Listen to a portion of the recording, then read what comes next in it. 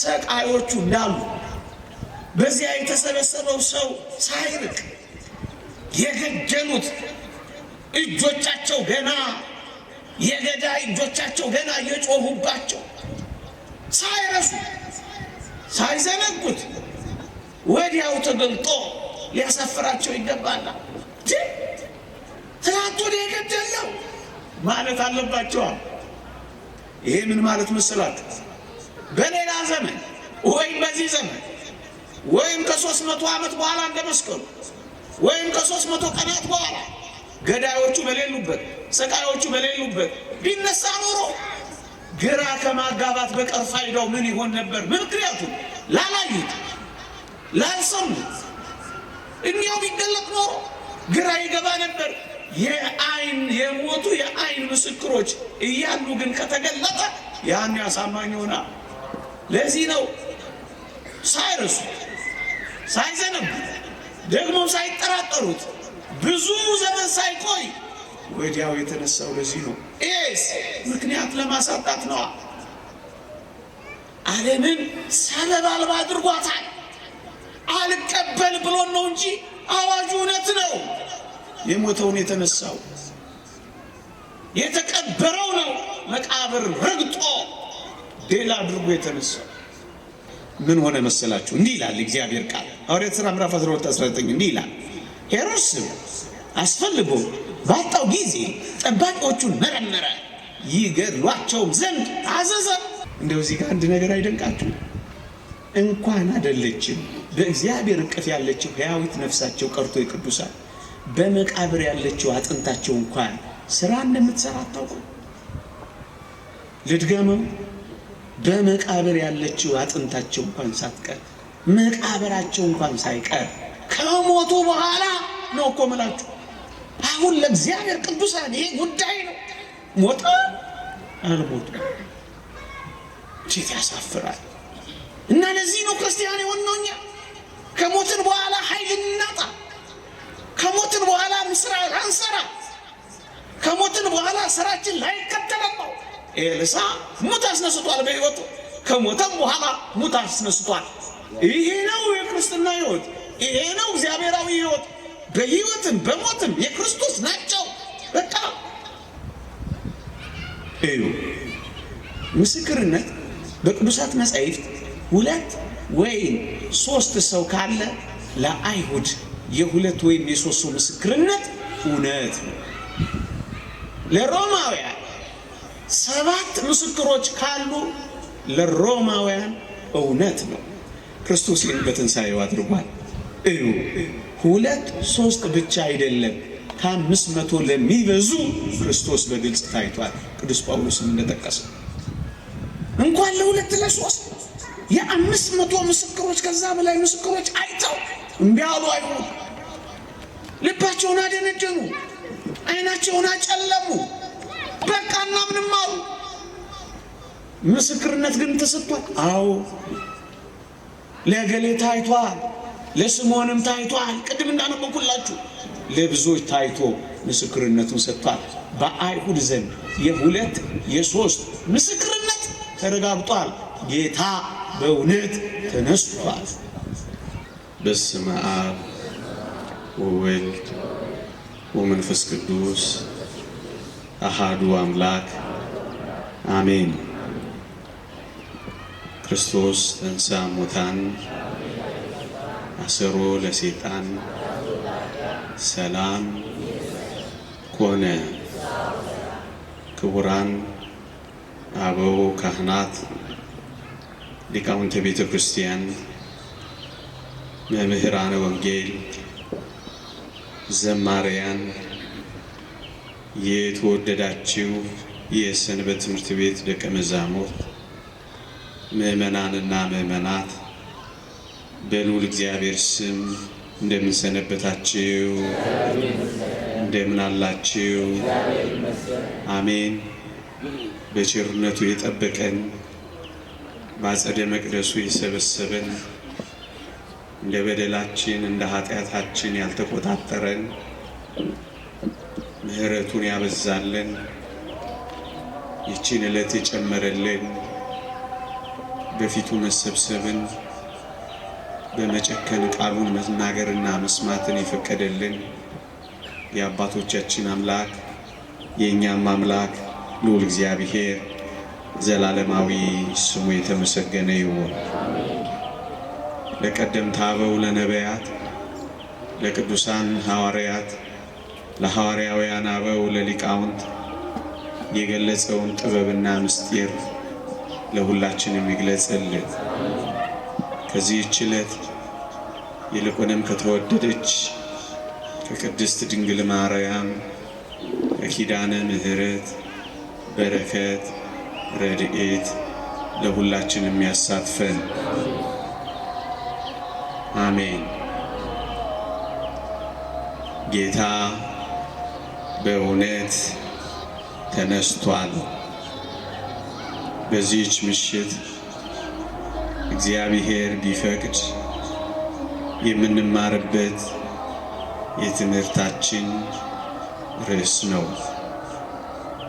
የሉቃስ ወንጌል ምዕራፍ 23 ከቁጥር 33 እስከ 34 ጌታ በእውነት ተነስቷል፣ ለስምዖንም ታይቷል እያሉ በአንድነት ተሰብስበው አገኟቸው ይላል።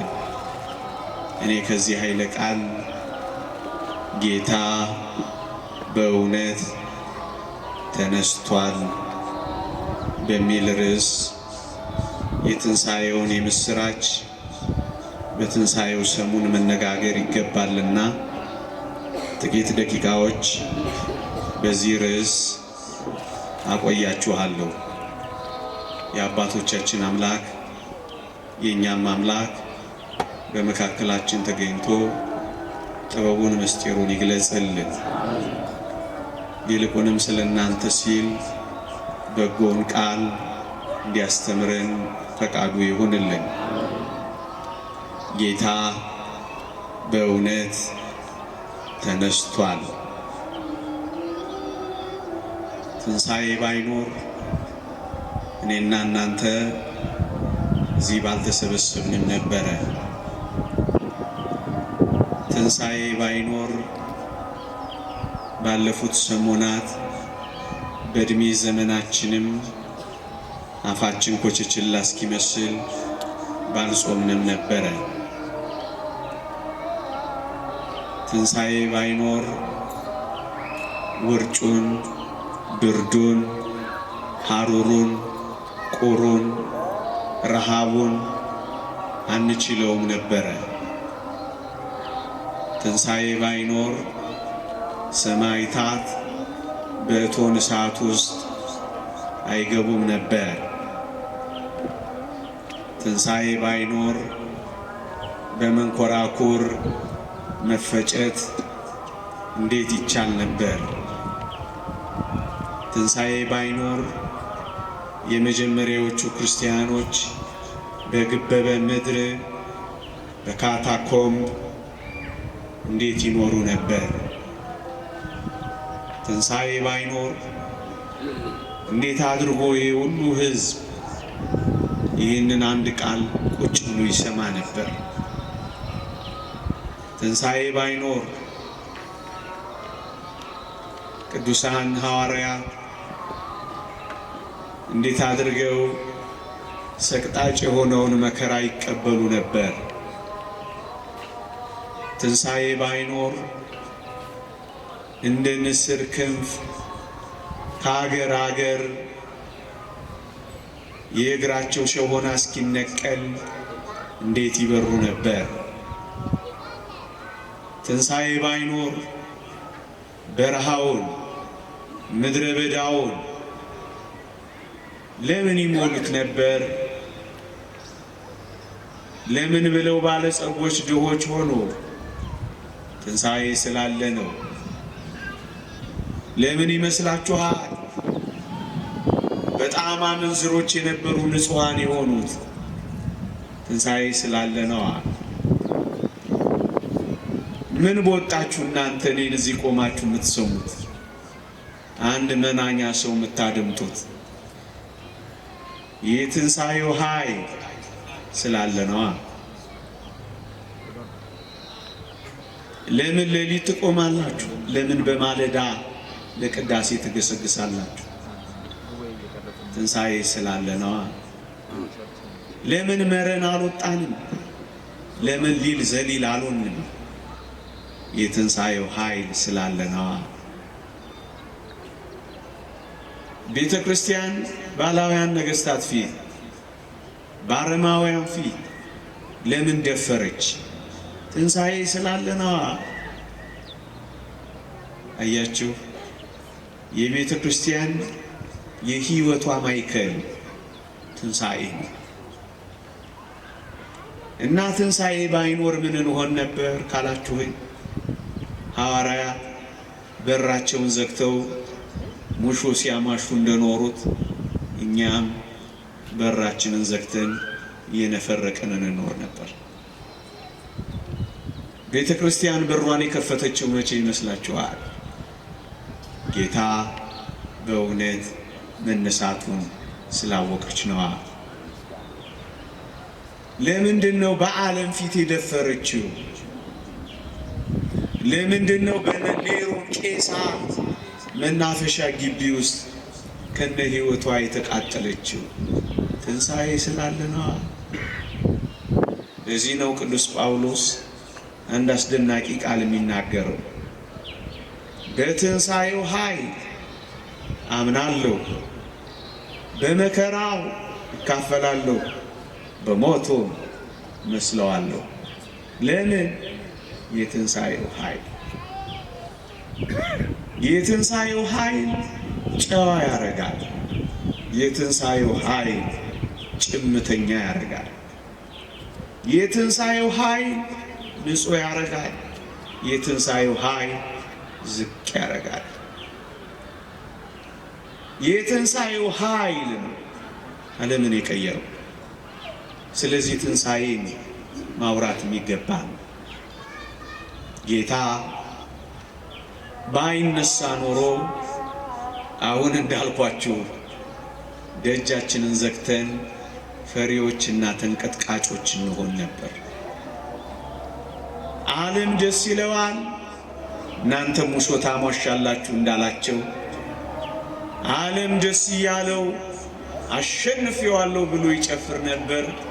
እኛ ግን እያለቀስን እንኖር ነበር። አሁን እኛ እንዘምራለን፣ ዲያብሎስ ይፈራል። እኛ ቀና ቀና ብለናል፣ አጋንንት አፍረዋል። ሰይጣን ዲያብሎስ ቀለሙ እንደወጣ ባሩድ ምንም የማይጠቅም ሆኗል። የትንሣኤውን ኃይል ለሚጠቀሙበት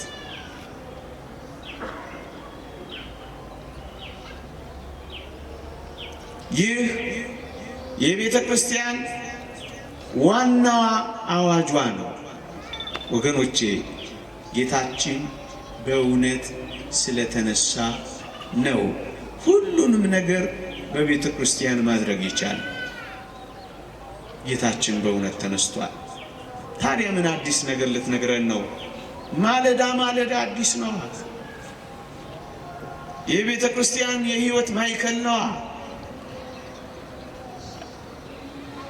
የወንጌል ትኩረት ነዋ።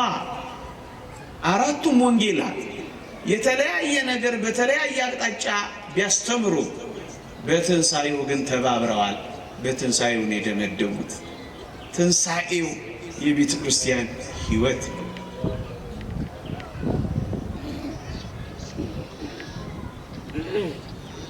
ወገኖቼ፣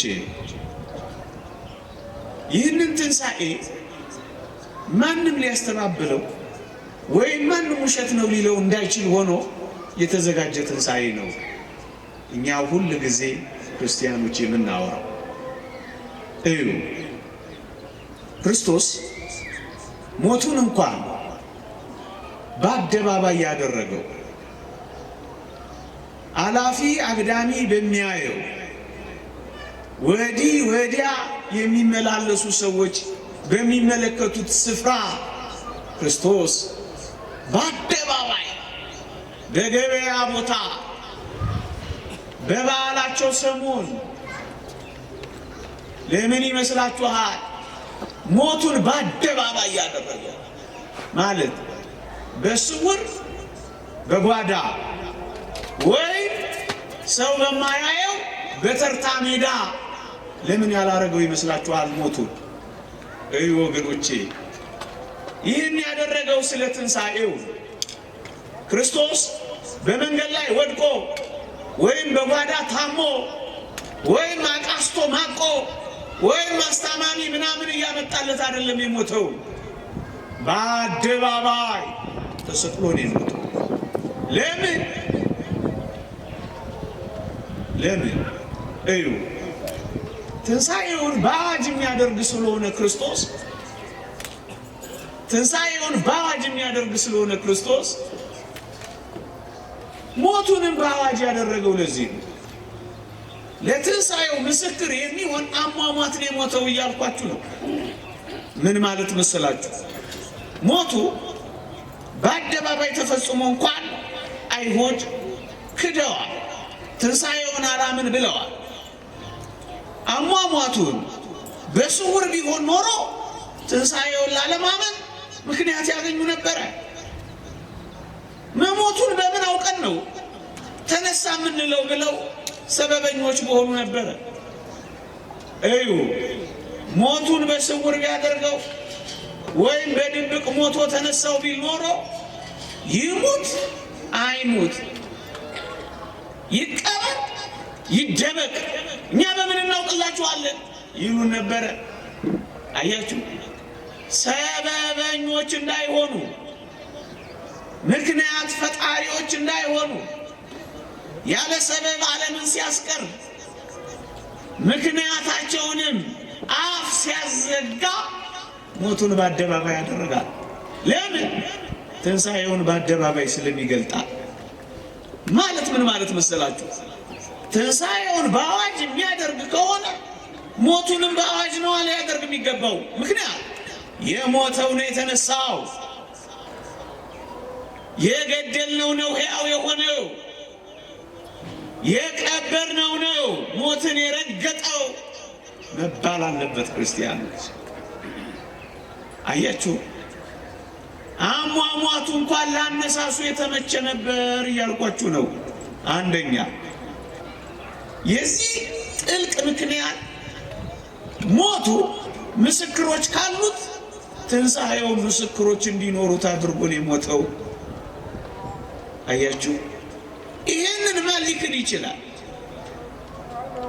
ገለውታል፣ ሰቅለውታል፣ ቀብረውታል። ያው ራሱ እንደሚነሳ ለማረጋገጥ ሞቱን እንኳን በአደባባይ ያደረገው ለትንሣኤው የተመቸ መደላደል ሲፈጠር። እስኪ ልጠይቃችሁ፣ ክርስቶስ በድንገት ተገልጦ ተነሳው ቢል ወይም ለሞቱ ምንም ምስክር ባይኖር እንዴት የታመነ ሆኖ ይኖር ነበር ትንሣኤው? ይሙት ይገደል ይኑር አይኑር ክርስቶስ የሚባል ይታወቅ አይታወቅ በማይታወቅ ሕዝብ መካከል ድንገት ተነስቶ ከሞት ተነሳው ቢል አጭበርባሪ ነው ከመባል ያለፈ ነገር አይኖረውም ነበር። አያችሁ፣ የሞተውን የተነሳው የተቀበረው ነው ሕያው የሆነው፣ ድንጋይ የዘጉበት ነው በአደባባይ የታየው፣ አበቃ ያሉት ነው የቀጠለው። ይሄንን እንዴት ሊክዱት ይችላሉ ወገኖቼ? ለዚህ ነው ጌታችን በእውነት ተነስቷል። ማንም ሰበብና ምክንያት እንዳያገኝ፣ ዓለም የሚያመካኘው ነገር እንዲያጣ፣ ሌላ ምን እንዳደረገ ታውቃላችሁ? እዩ፣ ክርስቶስ እንደ ሞተ ወዲያው የተነሳ እንዳይመስላችሁ። 3 መዓልት 3 ሌሊት ታዲያ በመቃብር መቆየት ለምን አስፈለገው? ይሄ ምርጥ ጥያቄ ነው። ክርስቶስ ኃይሉን ለመግለጥ እሺ አይሙት፣ ግን ኃይሉን ለመግለጥ ወዲያው አይነሳም ነበር? ይችላል። ምንድነው ግን እንደ ሞተ ወዲያው ያልተነሳው ለ3 ቀን በመቃብር የቆየው?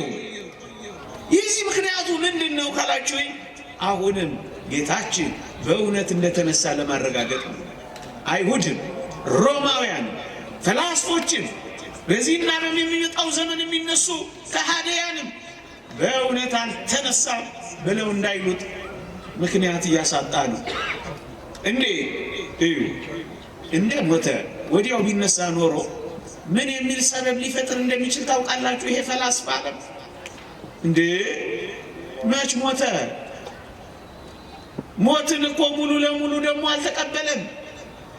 መከራው ራሱ ላይ ወጣ። ሕማሙም ፌንት አደረገው። ለጥቂት ጊዜ ደም አሰከረው። በቃ ወደቀ። ከዚያ ወዲያው ተነሳ። ታዲያ ይሄ ሞተ ማለት ይቻላል ብለው ይከራከሩን ነበር። ይሄን ሰበባቸውን ጥርቅም አድርጎ መንገድ ሲዘጋባቸው የተወደደ መድኃኒታችን ወዲያው መነሳት እየቻለ ወዲያው የተነሳ እንዳይመስላችሁ እና ምን አደረገ? 3 መዓልትና 3 ሌሊት በመቃብር በመቆየት በእርግጥም የሞተው እንደተነሳ አረጋገጠ።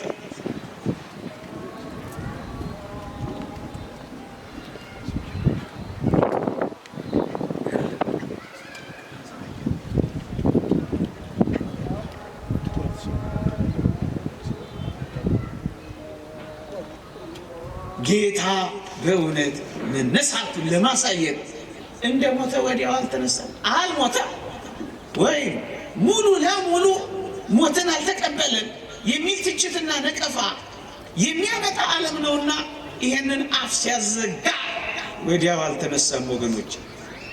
እሺ ወዲያውስ አይነሳ? አንድ ቀን ብቻ ቆይቶ አይነሳ? ለምን 3 ቀን መጠበቅ ያስፈልገዋል? ይሄንን ለማሳመን ከሆነ አንድ ቀን ተቀብሮ ገና በአንድ ቀን ቢወጣ አይሻልም? አይሻልም። ለምን? እዩ፣ መሞትን ማሸነፍ ብቻ አይደለም የክርስቶስ ዓላማ እና ከዚህ ፈቀቅ ያለ ዓላማ አለው። አዎ፣ ምን? መፍረስን፣ መበስበስን፣ ሙስና፣ መቃብር የማይነካው ድል የሚነሳ መሆኑም ጭምር መረጋገጥ አለበት ለዓለም። ስለዚህ 3 መዓልት 3 ሌሊት መቆየት አስፈለገ። ወዲያ ወጥቶ ቢሆን አያችሁ፣ ይፍረስ አይፍረስ፣ ይበስብስ አይበስብስ፣ መመሰረስና አለመመስመስን፣ ያሸንፍ አያሸንፍ፣ በዚህ ላይ ስልጣን ይኑረው አይኑረው፣ ይህንን ድል ይንሳ አይንሳ ደፍረን ለመናገርም አቅም አይኖረንም። ለትንታኔም አይመችም። ለትችታቸውና ለነቀፌታቸው ሰበብና ምክንያት ያገኛሉ። ይሄንን ሲያሳፍር ነው አንድ ቀን እንኳን ያልሆነው ያላደረገው እና ለምን 3 ቀን አደረገው ካላችሁኝ፣ በአይሁድ ልማድ 3 መዓልት 3 ሌሊት ከቆየ ታስታውሳላችሁ 4 ቀን ሆኖታል። ይሸጣል የተባለ መቃብር ታስታውሳላችሁ ያላዛር። አዎ ያኔ ያበቃለታል። ያኔ መፍረስ መበስበስ ይጀምራል። ያቺ ቀን መታ ሳይፈርስ ሳይበሰብስ መፍረስን መበስበስን ድል ነስቶ እንደተነሳ ለማሳየት ነው 3 ቀን እስኪሆን ድረስ ክርስቶስ የጠበቀው። ሌላውን ሁሉ ምሳሌ ትተነው አያችሁ፣ ሰበብና ምክንያት ዓለም የለው ክርስቶስ አልተነሳም ለማለት። ለዚህ ነው ወንጌላችን የሚያመካኙት አጡ ይላል። የእውነት በቅጥነተ ሕሊና ለሚመረምር ሰበብና ምክንያት የለውም። ኢየሱስ ክርስቶስ ከሞት አልተነሳም፣ ሞትን ድል አልነሳም የሚልበት ዓለም ኃይል የለው። ለምን 3 ቀን አደረገው? ምን አለ ከረምረም ቢል የበለጠ ሊያስደንቀን 30 ቀን የበለጠ ሊያስደንቀን እንደ መስቀሉ 300 ቀን 300 ዓመት ወይም 300 ቀን ቢያደርገው አይሻልም ነበር? ከረምረም ብሎ እጃችንን በአፋችን ደግሞ ባስጫንን ምን ነው? ይህም ጥሩ ጥያቄ ነው። ይሄም ምርጥ ጥያቄ ነው። የተወደዳችሁ ኦርቶዶክሳውያን ብዙ ጊዜ በመቃብር ደግሞ ለምን እንዳልቆየ ታውቃላችሁ? ዓለምን ሰበብ እያሳጣ ዓለምን ምክንያቱን እያራገፈ በአንጻሩ ግን ወዳጆቹን ደግሞ የማይጥል አምላክ ነው። ለምን ካላችሁኝ አሁንም ይህን ያደረገው ስለ ወዳጆቹና ስለ ጠላቶቹ ነው። ጠላቶቹና ማለት የሰቀሉት ናቸው። እዩ ብዙ ጊዜ በመቃብር ቆይቶ ቢሆን ኖሮ ክርስቶስ አሁን እንዳልኩት 30 ዓመት 300 ቀን 300 ዘመን ቆይቶ ቢሆን ኖሮ ምን ይሆን እንደነበር ታውቃላችሁ? ሰው ከጊዜ ብዛት የተነሳ ያየውን ይጠራጠራል። ጊዜው ሲረዝም ጊዜው ሲበዛ ያየውን ይጠራጠራል። የሰማውን ይዘነጋል። የሆነውን ነገር ፍጹም አድርጎ ይረሳዋል። አያችሁ ሰቃዮቹ እንዳሉ በዚያ የተሰበሰበው ሰው ሳይርቅ የገደሉት እጆቻቸው ገና የገዳይ እጆቻቸው ገና እየጮሁባቸው ሳይረሱ ሳይዘነጉት ወዲያው ተገልጦ ሊያሳፍራቸው ይገባል። ትናንት ወዲያ የገደለው ማለት አለባቸዋል። ይሄ ምን ማለት መሰላችሁ? በሌላ ዘመን ወይም በዚህ ዘመን ወይም ከ300 ዓመት በኋላ እንደመስቀሉ ወይም ከ300 ቀናት በኋላ ገዳዮቹ በሌሉበት ሰቃዮቹ በሌሉበት ቢነሳ ኖሮ ግራ ከማጋባት በቀር ፋይዳው ምን ይሆን ነበር? ምክንያቱም ላላዩት ላልሰሙት እንዲያው ቢገለጥ ኖሮ ግራ ይገባ ነበር። የአይን የሞቱ የአይን ምስክሮች እያሉ ግን ከተገለጠ ያን ያሳማኝ ሆና። ለዚህ ነው ሳይረሱ ሳይዘነቡ ደግሞ ሳይጠራጠሩት ብዙ ዘመን ሳይቆይ ወዲያው የተነሳው። ለዚህ ነው ኤስ ምክንያት ለማሳጣት ነው። ዓለምን ሰበብ አልባ አድርጓታል። አልቀበል ብሎን ነው እንጂ አዋጁ እውነት ነው። የሞተውን የተነሳው የተቀበረው ነው። መቃብር ረግጦ ሌላ አድርጎ የተነሳው ይሄ ከጠላቶቹ አንጻር ማሰብ እንችለው፣ ከወዳጆቹ አንጻር እናስብ ካል የተወደዳችሁ ኦርቶዶክሳውያን ወዳጆቹንስ ለምን በሐዘን ይቀጥቅጣቸው? ወገኖቼ ያቺ ጊዜ ምን ያህል ታስፈራ ነበረ። አንበላም ብለው የተቀመጡባት፣ ደጅ ዘግተው ያለቀሱባት፣ በዓለም ፊት የተሸበሩባት፣ ወዳጆቹ በሐዘን የተቀጠቀጡባት፣ እናቱ በእንባ የታጠበችባት ይቺ የመቃብር ጊዜ ብትረዝም ኖሮ አያችሁ ቅድም እንዳልኩ ሐዋርያት ደጃቸው እንደዘጉ አፍረው ተሸማቀው ፈርተው ደንግጠው ታውከው ይኖሩ ነበር። አይሁድስ እንደጨፈሩ ድል አደረግን እንዳሉ እንደፎከሩ ይኖሩ ነበር። በጥልቅ ምስጢር ግን ሞት እንደሳቀ የሰው ልጅ እንዳለቀሰ ይቀር ነበር።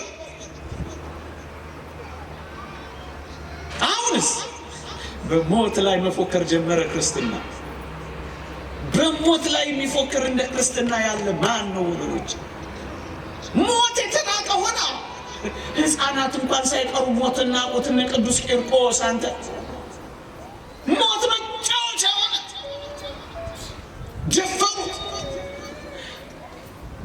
በባህርና በየብስ ሰይፍ ይቀዳደዱ የነበሩት ሟቾች ሆኑ። ሞት ተናቃ። ሞት ሆይ መውጊያ የታለ? ሲኦል ሆይ ድል መንሳትህ የታለ? ብላ ቤተ ክርስቲያን መዘመር ጀመረቻ። ሞት በክርስቶስ ሞት ተዋጣ። ድል በመነሳት ተሸነፈ። ስለዚህ ሞትን በፈቃዳቸው የሚቀበሉ ወደ ሞት ሰገነታቸው ሲሄዱ እልል የሚሉ ክርስቲያኖች መጣ። ለምን? የሞት አስፈሪነት ተወገደ። የመቃብር ዋጭነት ቀረ። አዲስ ታሪክ ተሰራ። ሞት ለምታውቅ ዓለም፣ መቃብር ላጣጣመች ዓለም ሕይወት ተገለጠ። ይህንን ምን ሰበብ አለው ዓለም ለመካድ? እውነት ነው፣ ጌታችን ተነስቷል። እና ወዳጆቹ ለምን ብዙ ጊዜ በሐዘን ይተዋቸው? ለምን በእንባ ይተዋቸው? ይህማ ጭካኔ አይደለም። ለዚህ ነው በጊዜ ተገልጦ በራቸውን ወጥተው ከፍተው ከሞት ጋር መጋፈጥ ጀመሩ። ብዙ ጊዜ ቢቆይ ግን እግዚአብሔር ጨከነ ያሰኝ ነበር። ሌላስ ምክንያት አለ ካላችሁኝ፣ ብዙ ዘመን ቢቆይ አንዳንድ አዋቂዎች ነን ባይ ሰውነቱን በሌላ ሰውነት ተክቶ የቀየረ እንዳይመስላችሁ፣ በዛው ሰውነት የተነሳ ስጋውን በመቃብር ሳይተው ከዛው ስጋው ጋር ተዋህዶ የከበረ ስጋ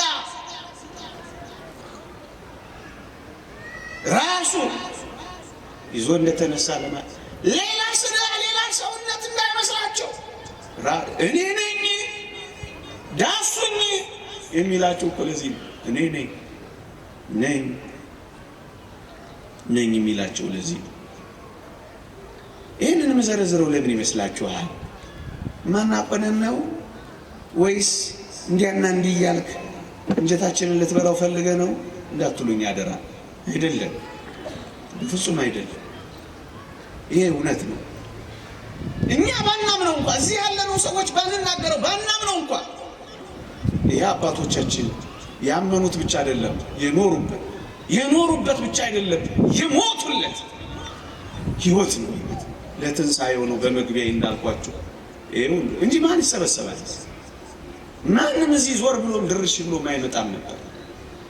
ጌታችን በእውነት ስለተነሳ የተወደዳችሁ ኦርቶዶክሳውያን ይሄን እንደ መግቢያ ያዙና ሌሎች እነዚህን የሚያጠናክሩ ጥቂት የትንሣኤውን እውነት የሚያረጋግጡ አንዳንድ ቁም ነገሮችን እናውጋ፣ እንመካከር፣ እናንሳ።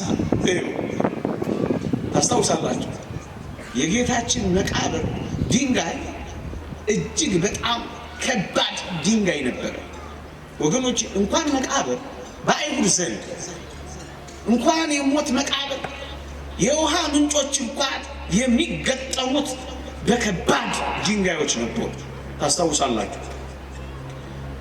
ሴቶቹ ዋና ጥያቄያቸው ድንጋዩን ማን ያንከባልልልናል የነበረው ለምን ይመስላችሁ? ተራ ድንጋይ አልነበረም በመቃብር ቦታዎች የሚገጠም። ብርቱ ጉልበተኛ ወንድ እንኳን የሚያስፈልገው የምንጮች ውሃ ከነበረ የክርስቶስ መቃብር የሕይወት ምንጭማ እንዴት ባለ ድንጋይ የሚቆልፉት አስቡ። ከባድ ድንጋይ ነበር።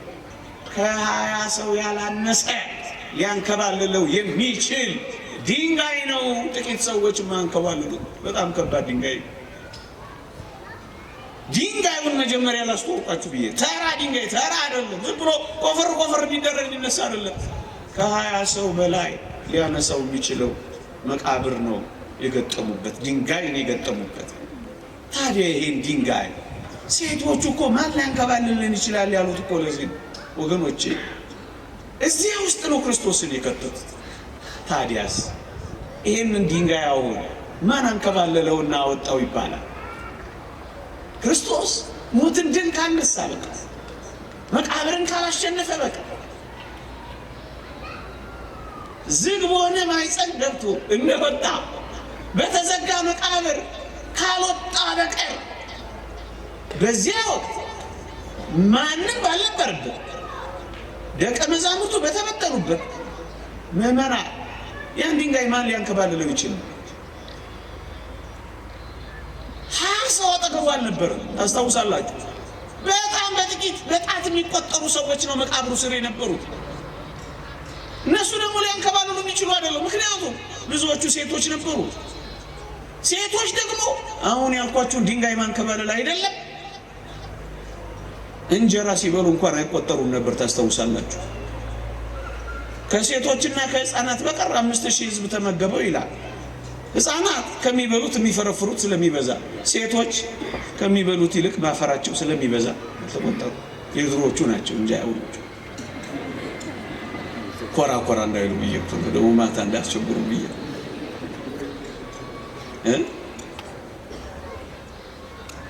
እንጀራን ለመቁረስ የማይቆጠሩ መቃብር ለማንከባለል እንደማይቆጠሩ እንድታውቁት ሴቶች ናቸው በብዛት። እንዴ ወንዶችም ነበሩ ካላችሁ 11 ሐዋርያት እነሱም ተበትነዋል። እሺ ኑሩ ካላችሁ እንኳን 11 ናቸው። 12ኛው ወጥቷል። እነዚህ ሊያነሱት ሊያንከባለሉት አይችሉ። ሁለተኛስ መቃብሩ ላይ የሮማውያን የገዢዎቻቸው ማኅተም ታትሞበታል። ማን ወንድ ይነካታል? የሮማውያንን ማኅተም ሚነካ ቅጣቱ ሞት ነው። በገዢዎቻቸው በሮማውያን ላይ ንጉሥ የሆነው ኢየሱስ ክርስቶስ ካልሆነ ማኅተሙን የሚፈታ መጀመሪያ የሞትንና የሲኦልን ማኅተም ፈቷል። ከዛስ የሮማውያንን ማኅተም እንኳን ሳይቀር ፈቷል። ሌላስ ይገደላል፣ ሌላስ ይቀጣል፣ ሌላስ ይሞታል። ማን ወንድ ይነካታል መሰለህ አንተ? አየህ ድንጋዩ የሮማውያንን ማኅተም ተመልከተው። ለትንሣኤው የተመቸ አድርገው ነው እኮ ያቀረቡት። ይሄንን ነው እኮ ያሸነፈው። ይሄንን ነው ደስ። ሌሎች ግን ይሄን ቢያረጉ የማይችሉት ነው የሆነው። ለምን? እንዳይቻል አድርገው ማዘጋጀታቸው ነው በእነሱ ቤት። ሶስተኛ ሁለት ነገር ነገርኳችሁ። ድንጋዩ፣ ማኅተሙ። ሶስተኛስ በጣም ክርስቲያኖች ክብር ለአባቶቻችን በቅጥነተ ሕሊና ያሳዩን አንድ ምስጢር ቢኖር ምን እንደነበር ታውቃላችሁ? በወህኒ ቤት ከጠባቂዎች ጋር በተያያዘ ጠባቂው ሲያመልጥ በአይሁድ በሮማውያን ምን ይደረግ እንደነበር ታውቃላችሁ? ጠባቂዎቹ ይገደሉ ነበር። ምሳሌ በሐዋርያት ሥራ ምዕራፍ 16 ላይ ቅዱስ ጳውሎስና ሲላስ በወህኒ ቤት ታስረው መዝሙር ሲዘምሩ ታስታውሳላችሁ። የወህኒው መሰረት ተናወጠና የወህኒው በር ተከፈተ። የወህኒ ቤት ጠባቂው ያመለጡ መሰለውና ሰይፍ አንስቶ ራሱን ሊገድል ሆነላቸው። ያን ጊዜ ቅዱስ ጳውሎስ ጮክ ብሎ በራስህ ላይ አንዳች አታድርግ፣ እኛ አለን ብሎ አረጋጋው። እዚህ ላይ ጥያቄ ልጠይቃችሁ ወይም ሐሳብ ላቅርብላችሁ። ጠባቂው ለምን ይመስላችኋል ራሱን ሊገድል የነበረው? የተወደዳችሁ ኦርቶዶክሳውያን፣ ታሳሪዎቹ ሲያመልጡ ይገደሉ ነበር ጠባቂዎች። ለዚህ ነው ከመገደል በፊት ራሴን ልግደል ባይሆነ ነበር ሰይፍ ያነሳው። አያችሁ፣ ጠባቂዎች ይገደሉ ነበር በወህኒ ቤት ያሉ ካመለጡ። የበለጠ ማስረጃ ልትሰጠን ትችላለህ? አዎ። ሐዋርያት ሥራ ምዕራፍ 19 ላይ ቅዱስ ጴጥሮስ በወህኒ ቤት የከበረው ገናና መልአክ በረከቱ ይደርብንና ቅዱስ ሚካኤል ከእስር ቤት ከወህኒ ቤት አስመለጠው፣ አስወጣው። ሰንሰለቱን ሰበረና የወህኒ ቤቱን ካቴና ቆረጠና አስወጣ። ሲፈለግ አልተገኘም። ቅዱስ ጴጥሮስ የለም። ምን ሆነ መሰላችሁ? እንዲህ ይላል እግዚአብሔር ቃል ሐዋርያት ሥራ ምዕራፍ 12-19 እንዲህ ይላል። ሄሮድስም አስፈልጎ ባጣው ጊዜ ጠባቂዎቹን መረመረ፣ ይገድሏቸውም ዘንድ አዘዘ። ተገደሉላችሁ። ደግሞ ለእናትሉ አደረ። አየህ፣ ቅዱስ ጴጥሮስ ተፈልጎ በታጣ ጊዜ ከወህኒ ቤት በወጣና ባመለጠ ጊዜ ጠባቂዎቹ ተገደሉ። አሁን ጥያቄ መጠየቅን ጀመር። የክርስቶስ የመቃብር ጠባቂዎች ታዲያ ለምን አልተገደሉ? እደግመዋለሁ። እንግዲያው ጠባቂዎች እንደዚህ ከሆኑ የብርቱ ጠላታቸው የኢየሱስ ጠባቂዎችስ ለምን ሳይገደሉ ቀሩ? ተገደሉ የሚል አታገኙ። ለምን ሳይገደሉ ቀሩ? ወገኖቼ አምልጦ ሳይሆን ተነስቶ ነዋ። ሳይችሉት ቀርተው ነዋ። እንጂ እነሱ እንደሚሉት ደቀ መዛሙርቱ ሰርቀውት አይደለም፣ ተነስቶ ነው። ታዲያ እንዴት ይችሉታል? ጮኩባችሁ፣ ይቅርታ። ክርስቶስን ሊጠብቁት አይችሉማ። የማይቻለውን ጠብቁ እንዳሏቸው ገብቷቸዋል። ታዲያ እንዴት ይገድሏቸዋል? ፍትሐዊ እንዳልሆነ ሕሊናቸው ነግሯቸዋል። የምድርን ንውጽ ውስጣ የመልአኩን ግርማ የትንሣኤውን ብርሃን እንዴት አድርገው ይቻሉት? አንተ ይሄ ገብቷቸዋል። ለዚህ ነው ያልገደሏቸው። ተገደሉ የሚል አታገኙ። ሶስት ያውቃል፣ ሕሊናቸው ልቦናቸው ያውቃል። እንደውም ፈቀቅ ብለው ነገሩን በጣም እኔው ከተባለ መቃብሩን የሚጠብቁት 70 ሮማውያን ወታደሮችና ወዶ ገብ አይሁዶች ነበሩ። እስኪ ትነሳታለህ፣ እንደ ቃል ተነስተህ እስኪ እናይሃለን ብለው በመቃብሩ ላይ የተንጎራደዱ ከ70 በላይ የሆኑ ሰዎች ወታደሮች ከበውታል። አቤት የትንሣኤው ኃይልና ግርማ ወታደር የሚያስቆሙ አይደለም። የክርስትና ኃይል እንደዚህ ነው ወገኖች። ወታደር አይዞህ፣ የብረት ግርማ አያስፈራው። ፍቅር ነው ክርስትናን የሚያሸንፋል። በሰይፍ ስለት ፊት ያልፈሩት፣ በመትረየስ ፊት ደፍረው የቆሙት የትንሣኤው ኃይል ስላለ 70 ሰዎች ወሬያቸውን ታስታውሳላችሁ ብለው ሐሜታቸውን መንደር ያስወሩት። እኛ ተኝተን ሳለ ደቀ መዛሙርቱ መጡና ሰረቁት። አሁን ያሳምናል ጎበዝ። 70 ሰው በፈረቃ አይተኛም። እንኳን 70 ሰው 4 ሰው በፈረቃ ነው እኛ ቤት እዚህኛ ሀገር ጥበቃ ቤተኛው። እውነት አስብ ነው አይደል? 70 ሰው አንዴ ላይ ይሽላል እንደ እከ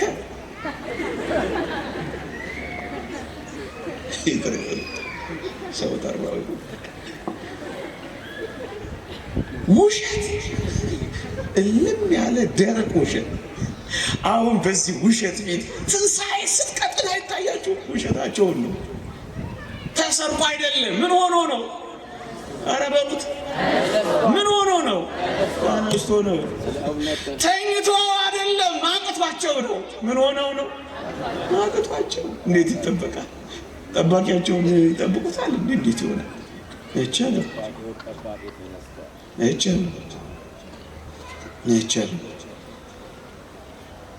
መጠበቁ ራሱ እኮ ትንሣኤውን በእውነት እጅግ አድርጎ የሚያረጋግጥ እኮ። ባይጠበቅ ኖሮ ኋላ ለሚያወሩት ወሬ የተመቸ ነበር። አሰረቁት ለሚሉት እየጠበቁት ሰረቁት እንዴ! ተኝተን ሳለ ሰረቁት።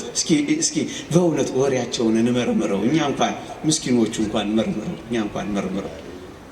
ከተኙ መሰረቁን በምን አወቁ? ውሸት አይደለም። ከተሰርቆ ከሆነ ማታወቁ አልተኙም ነበር ማለት ነው። ከተኙ ደግሞ እንዴት አወቁ? ይሄ እኮ እርስ በርሱ የሚጣላ ፋላሲ እኮ ነው እንዴ! እናስ ዋሽተው ነው። እሱ ተነስቶ ነው። እነሱ ዋሾች ናቸው። ጌታ በእውነት ተነስቶ ነው። ተነስቶ ነው። በእውነት ተነስቶ ነው። ውሸታቸው ነው እነሱ። እስኪ እንደው ሌላ ጥቂት ነጥቦችን ጨምር አድርገን ጌታችን በእውነት ተነስቶ ነው ተሰርቆ አይደለም ለሚሉት እንደው በእውነት እስኪ እንነጋገር።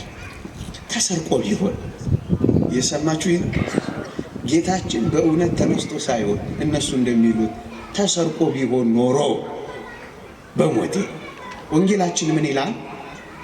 በራሱ የነበረው ጨርቅ ለብቻው በአንድ ስፍራ ተጠምጥሞ እንደነበር እንጂ ከተልባ እግር ልብሱ ጋር ተቀምጦ እንዳልነበረ አየ ይላል ዮሐንስ ወንጌል ምዕራፍ 20 ላይ።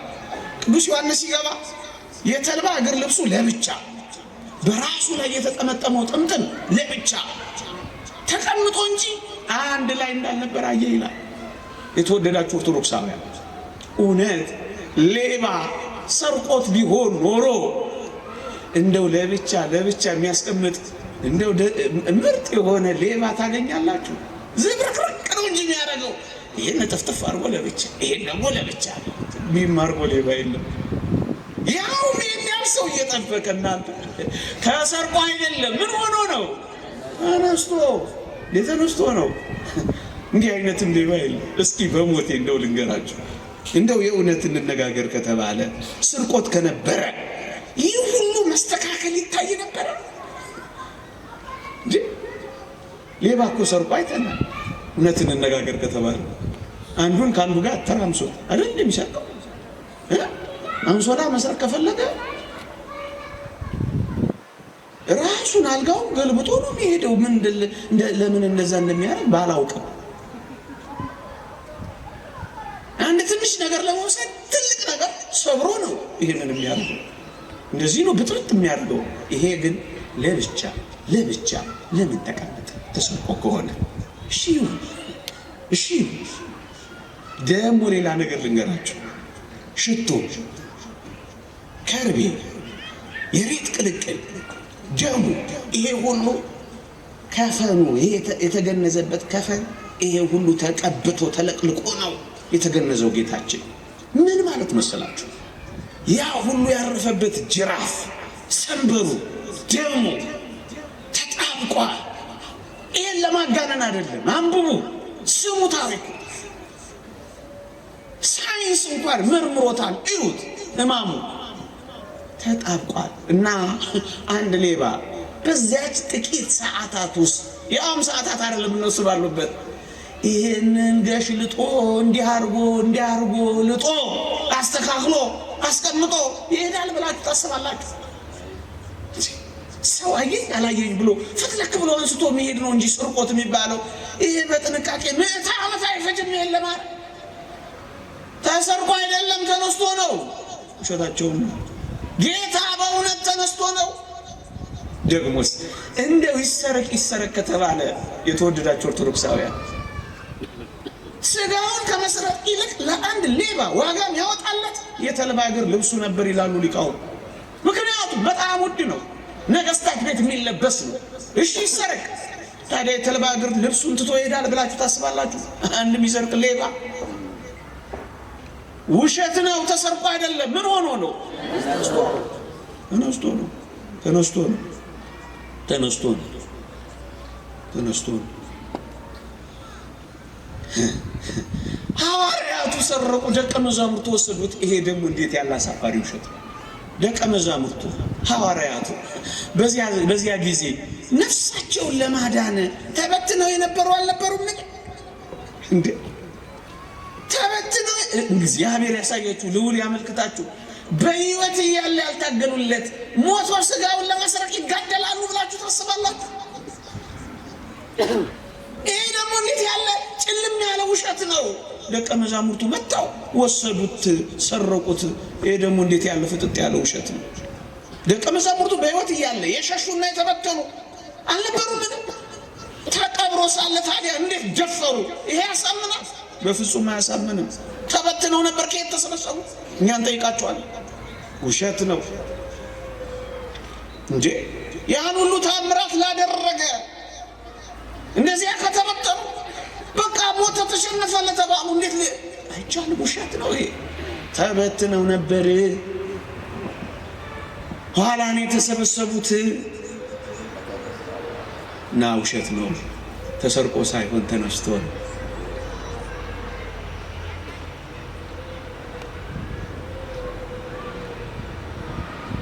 ለአይሁድም ለሮማውያንም እጅግ አስገራሚ መልስ ግን ጌታችን ሰጥቷል። እዩ፣ በቅዱሳት መጻሕፍት የእውነት ምስክርነትን በተመለከተ አንድ ቁም ነገር ጠቁሚያችሁ ትምህርቴን ወደ ማብቃት እሄዳለሁ፣ ሰዓት እንዳልወስድባችሁ። እዩ፣ ምስክርነት በቅዱሳት መጻሕፍት 2 ወይም 3 ሰው ካለ ለአይሁድ የ2 ወይም የ3 ሰው ምስክርነት እውነት ነው። ለሮማውያን 7 ምስክሮች ካሉ ለሮማውያን እውነት ነው። ክርስቶስ ይህን በትንሣኤው አድርጓል። እዩ 2 3 ብቻ አይደለም፣ ከ500 ለሚበዙ ክርስቶስ በግልጽ ታይቷል። ቅዱስ ጳውሎስም እንደጠቀሰው እንኳን ለ2 ለ3 የ500 ምስክሮች ከዛ በላይ ምስክሮች አይተው እምቢ አሉ። አይሁድ ልባቸውን አደነደኑ፣ አይናቸውን አጨለሙ። በቃ እናምንም አሉ። ምስክርነት ግን ተሰጥቷል። አዎ ለገሌ ታይቷል፣ ለስምዖንም ታይቷል። ቅድም እንዳነበብኩላችሁ ለብዙዎች ታይቶ ምስክርነቱን ሰጥቷል። በአይሁድ ዘንድ የ2 የ3 ምስክርነት ተረጋግጧል። ጌታ በእውነት ተነስቷል። ለሮማውያንስ 7 ሐዋርያት እያሉ ለብቻቸው ተገልጧል። ለምን? የ7 ምስክርነት ለሮማውያን መልስ ሲሰጥ ነው። ለ7ቱ በተገለጠ ጊዜ ምስክርነቱን አረጋግጠውላቸዋል። እምቢ አሉ፣ አላምንም አሉ እንጂስ ተመስክሮለታል። በምስክርነት ተረጋግጧል፣ ተነስቷል፣ ታይቷል። እጅግ የሚደንቁ 1-2 ነገሮችን እናንሳና ጌታችን በእውነት ተነስቷል የሚለውን አረጋግጠን የተረጋገጠ እውነት ነው። እንመስክርና እንሂድ ወገኖች። የተወደደ መድኃኒታችን ኢየሱስ ክርስቶስ የተቀበረው ወይም የመቃብሩን ነገር ያደረገው በዮሴፍ እና በኒቆዲሞስ እጅ ነው። አንደኛው ባለጸጋም አንደኛው ባለስልጣን፣ አንደኛው ምሁርን አንደኛውም ተከባሪ ነው። ሁለቱም የመቃብሩን ነገር በእነዚህ ሰዎች እጅ ያደረገው እሱ ባወቀ። ለምን ይመስላችኋል የመቃብሩን ነገር ከሐዋርያት እጅ ፈቀቅ ያደረገው? ወገኖቼ እዩ፣ ሐዋርያት ቀብረውት ቢሆን ኖሮ አይሁድ ብርቱ ጥያቄ ጠይቁ ነበር። ምን ሰውረውት እንጂ መስቀበሩት? ተደብቆ ነበር እንጂ መቼ የሚል የጥያቄ ማት ያዝጎደጉዱል ነበር። በሁለት በሚታፈሩና በሚፈሩ ሰዎች እጅ መቃብሩን አደረገው፣ በዮሴፍና በኒቆዲሞስ። ለምን ይህን አረገው? የመቀበሩ ነገር እንዲጠራጠሩ እንዳይሆን አረግባቸዋል። የተቀበረውን የተነሳው የተደበቀው አይደለም፣ የተቀበረው ነው የተነሳው። ይሄ መመስከር አለበታል። ራሱ ለዚህ ነው እሱ ባወቀ የመቃብሩን ነገር ከሐዋርያት እጅ ያራቀው። የመነሳቱን ነገር እርግጠኝነት ለአይሁድም ለሮማውያንም ደግሞ ለዚህ ለካደው ለመናፍቆ ዓለም የሚያረጋግጥ እሱ ኢየሱስ ክርስቶስ በእውነት አልሞተም ሸወደ እንጂ ለሚለው ለዚህ ለካሃዲውም ዓለም ነው። ፊቱን በቀሬናው ሰው በስምዖን ፊት ለጠፈና ኢየሱስ አመለጠ ለሚለው ለዚህ ለካሃዲው ዓለም አልገባቸውም እንጂ ማንም ሰበብና ምክንያት የለም። እኛ ዘርዝረን ለማስረዳት አቅም ያንሰን ይሆናል እንጂ ማንም ሰበብና ምክንያት የለውም። ሰይጣን እንኳን ሰበብና ምክንያት የለውም። ደግሞ ሊቃውንቱ ማስተምሮታል። ሰይጣን እንኳን እንዴ ለምን ይመስላችኋል? ክርስቶስ በመስቀል ላይ ለ3 ሰዓት ያክል ጨለማ ያደረገው ለምን ይመስላችኋል? እርግጥ ሊቃውንቱ ብዙ ምስጢር ይተነትናሉ። በጨለማ የፈጠረውን ዓለም በጨለማ ሊያድነው ወደደ ይላሉ አባቶቻችን። እሱና ሌላ ጥልቅ ትንታኔያቸው እንዳለ ሆኖ አጅሬ ሰይጤ ዲያብሎስ ግን ሰበብና ምክንያት ማጣት ነበረበት። እዩ በብርሃን ቢሆን ኖሮ ክርስቶስ የሞተውና ዲያብሎስን ያዋረደው አጅሬ ሰበብና ምክንያት ፈጣሪ ነበር። ምን ብሎ በብርሃን ሆኖ እንጂ በእኔ በግዛቴ በጨለማ ሀገሬ ወንድ ነበራ በገጠመኝ ብሎ አይፎክር መሰላችሁ? ይፎክራል። በራሴ ሜዳ በገጠመኝ ነበር ይላል። ይሄ እናንተ ምንድን ነው የምትሉት? ፎምና ወይ ነው የምትሉት? ደርቢ ነው ምንድን ነው የምትሉት? እኔ አላውቀውም። ምን አለበት ነግሩኝ። አሁን ለዚህ መሰሰታችሁ ተውት። እኔ ሴቶቹን ጠይቄ እንዴ ምን ይቀላችኋል? አጅሬ ዲያብሎስ እንደዚህ ነበር። በጨለማ ዓለም ቢያገኘኝ ቢዋጋኝ ቢታገለኝማ አሳየው ነበር እንዳይ በጨለማ ዓለም ገምጠመውና ዋረደው። መስቀል ላይ 3 ሰዓት ጨለማ እሱ በራሱ ቤት በራሱ ጥበብ በራሱ ሀገር በጨለማው በጥልቁ አገኘው፣ አዋረደው። ምን ሰበባት? አይሁድም ሰበባቸውን አጠፋው። ለምን ካላችሁ ወገኖቼ ዝም ብሎ ባገኘው ቦታ ክርስቶስ የተቀበረ እንዳይመስላችሁ። በአዲስ መቃብር ማንም ባልተቀበረበት ንጹህ ስፍራ ለምን የተቀበረ ይመስላችኋል? አሁንም ሰበብና ምክንያታቸውን ሲዘጋ ነው። እዩ ሰው ሁሉ በሚቀበርበት ቦታ ክርስቶስ ተቀብሮ ቢሆን ምን ሊሉ እንደሚችሉና ሌላ ሰበብና ምክንያት ሊፈጥሩ እንደሚችሉ ታውቃላችሁ? ምን ብለው? የነብዩ የኤልሳዕን ታሪክ ያመጡላቸዋል። ምን የሚለው? እዛ መጽሐፈ ነገሥት ምዕራፍ 13 ቁጥር 20 ላይ ያለው ነው። ምን ይላል? አደጋ ጣዮችም አንድ ሰው የሞተን ሰው በነብዩ በኤልሳዕ መቃብር ላይ ባኖሩ ጊዜ ከሞት አፈፍ ብሎ ተነሳ የሚለውን ያነሱላችሁና ኢየሱስም ተነሳ የምትሉን እኮ አንድ ደግ ሰው መቃብር ላይ ቢወድቅ እንጂ በራሱ ኃይልና ስልጣን የተነሳ አይደለም ብለው ትንሣኤውን ያስታብሉ ያስታርቁሩ ነበር። ወገኔ እንደው እዚህ ጋር አንድ ነገር አይደንቃችሁ? እንኳን አይደለችም በእግዚአብሔር እቅፍ ያለችው ሕያዊት ነፍሳቸው ቀርቶ የቅዱሳን በመቃብር ያለችው አጥንታቸው እንኳን ስራ እንደምትሰራ አታውቁ? ልድገመው። በመቃብር ያለችው አጥንታቸው እንኳን ሳትቀር መቃብራቸው እንኳን ሳይቀር ከሞቱ በኋላ ነው እኮ የምላችሁ። አሁን ለእግዚአብሔር ቅዱሳን ይሄ ጉዳይ ነው። ሞተ አልሞቱ እንዴት ያሳፍራል! እና ለዚህ ነው ክርስቲያን የሆነው እኛ ከሞትን በኋላ ኃይል እናጣ፣ ከሞትን በኋላ ስራ አንሰራ፣ ከሞትን በኋላ ስራችን ላይከተለን ነው። ኤልሳዕ ሙት አስነስቷል በሕይወቱ፣ ከሞተም በኋላ ሙት አስነስቷል። ይሄ ነው የክርስትና ሕይወት፣ ይሄ ነው እግዚአብሔራዊ ሕይወት። በሕይወትም በሞትም የክርስቶስ ናቸው። በቃ ምልጃ ቁም ነገር ነው። እቺት ያሳፍራሉ አንዳንዶች። ገብቷቸዋል እንዴ? በሰበር ያልኩት ነው። አልገባችሁ ነው? አትሰሙኝ? ትንሽ ምግብ አበዛችሁ እንዴ? በስቷል መሰለኝ። በቃ ስንት ደቂቃ ላይ ነው ያቆማችሁት? ልጽናና መስማት ማለት ነው። ሰምታችሁኛል ብቻ። በአዲስ መቃብር ማንም ባልተቀበረበት ንጹህ የአትክልት ቦታ የሆነው የክርስቶስ መቃብር እገሌ በሚባል ቅዱስ መቃብር ነክቶት እንጂ የተነሳው በራሱ ኃይልና ስም የእሱን እንዲህ አይነት ሐሜትና ትችት እንዴት ሊኖር ይችላል?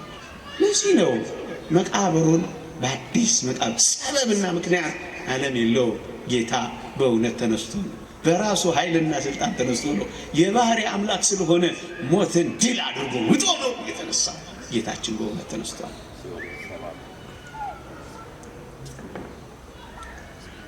የመጨረሻ ጥያቄ፣ ሞቱ ትንሣኤው ሐሰትና የፈጠራ ውሸት ከሆነ እስኪ ልጠይቃችሁ። ቅዱሳን ሐዋርያት ከትንሣኤው በኋላ የተወደዳችሁ ኦርቶዶክሳውያን እንኳን ለመቀበል ለመስማት የሚሰቀጥጥ መከራን መቀበል ጀመሩ። ሕዋሳቸውን ተቆረጡ፣ እቶን እሳት ውስጥ ተጣሉ፣ በመንኮራኩር ተፈጩ፣ ቆዳቸውን ተገፈፉ፣ ስልቻ ተሰራባቸው። በኔሮን ቄሳር መናፈሻ ግቢ ውስጥ እንደ ጧፍ ከነ ሕይወታቸው ተቃጠሉ።